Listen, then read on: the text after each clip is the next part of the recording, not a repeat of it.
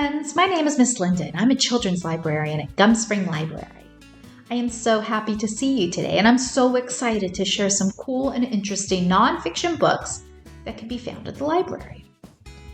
Now, what is a nonfiction book?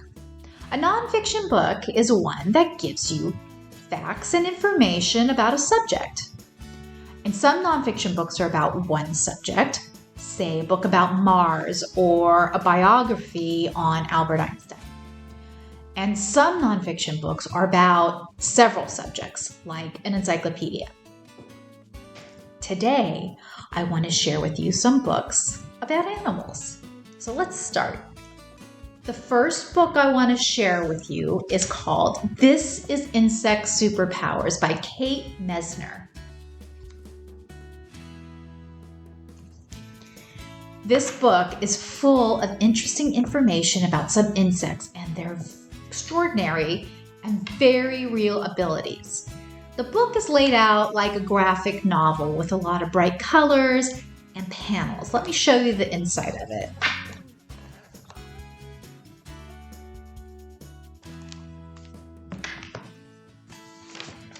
Now, if you live here in Northern Virginia like I do, you have no doubt seen fireflies or lightning bugs during warm summer evenings. This is what a firefly looks like. They are so cool. Now, if you haven't seen one, you might be able to guess from its name that they light up. They light up on warm summer evenings. But do you know that those flashes of light are an important tool to attract a mate? Each species has its own series of flashes, kind of like Morse code. They know to look for flashes of their own species. Now, this is where it gets cool and a little bit mean. The female fireflies of the species Photinus send out flashes to mate, but they also will send out flashes different from their own species. They do this in order to attract males of a different species. They trick them. And it's not an accident. It is intentional. Any idea why they might do this? Well, it's in order to eat them. Pretty sneaky. In addition to a delicious meal, this behavior protects the female firefly.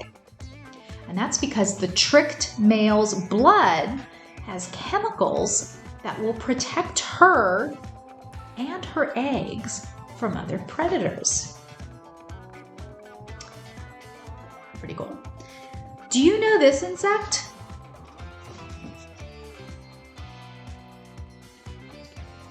This is a termite, also known as a white ant. I learned that the white ant defends itself against attacking ants by shooting glue out of its face. This covers the attacker in glue and it slows down the attack. And the attack gets slowed and the glue has a smell calls the termite's buddies to come out and help him. Very handy. Now, the next book I want to share with you is called Gross as a Snot Otter, Discovering the World's Most Disgusting Animals by Jess Keating.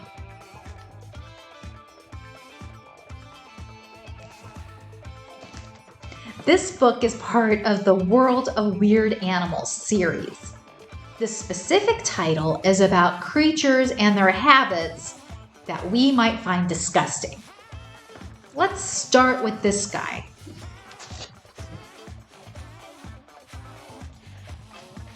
This is a snot otter. The name is a pretty good clue that this creature is kind of disgusting. It is sometimes referred to as the hellbender salamander, devil dog, or mudcat. He is covered in mucus. The mucus protects it against infections and cuts, and also Makes him very slippery and slimy, which helps him escape from predators. The snot otters are very interesting. It is North America's largest aquatic salamander, and it gets most of its oxygen through its skin. And the more wrinkles on its skin, the more oxygen it gets. Now, there's one animal in this book that I never thought of as gross, and that is a giraffe. You see them at the zoo. They're very cute. And as you know, giraffes are very tall. But did you know that giraffes are also very drooly? They have a lot of drool. Reading this book, I learned that the most disgusting habits often serve a very real and important purpose. Giraffes eat leaves from the acacia tree, and that drool is really important. The acacia tree leaves are very thorny. I have a picture here. So there's the leaves and there's the thorns. I don't know if you can see them, but they're quite long. The giraffes would get hurt if they had no protection from those thorns. And the drool coats the giraffe's tongue and protects it from injury while eating. Now, have you ever seen a sea cucumber? They look like this.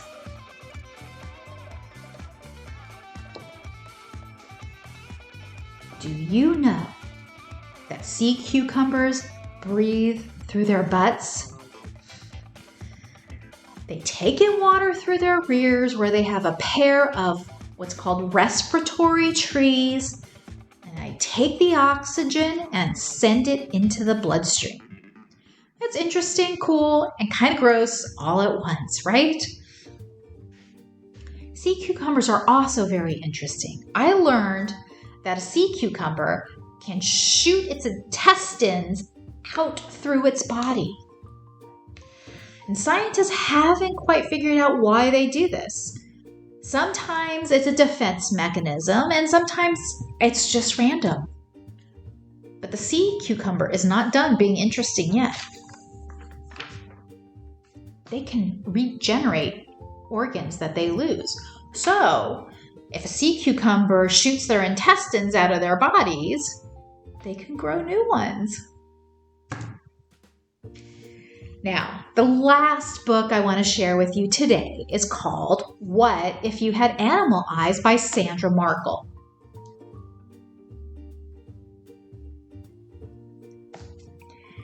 This book explores what would happen if you looked in the mirror and saw a pair of animal eyes instead of your own. This is a golden eagle.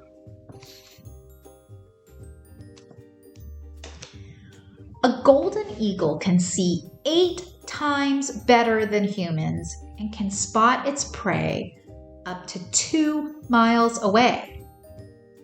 Golden eagle's eyes have a third eyelid. This third eyelid sweeps across the eyes like windshield wipers to keep the eagle's eyes clean. Also sporting unusual eyelids is the bullfrog. Like the golden eagle, bullfrogs have a third eyelid, but their third eyelid is transparent. That means you can see through it. When a bullfrog dives underwater, these eyelids slide over its eyes like built-in swim goggles. The bullfrog can still see, but also have its eye protected by this lid. So there you have some fun, unusual, and maybe a little bit gross bits of information I learned while reading nonfiction books. I encourage you to pick up a nonfiction book and see what you can learn. All of the books I shared today and thousands more like them are available to check out at Loudoun County Public Library. I hope you have a great day, and I hope to see you around the library. Goodbye.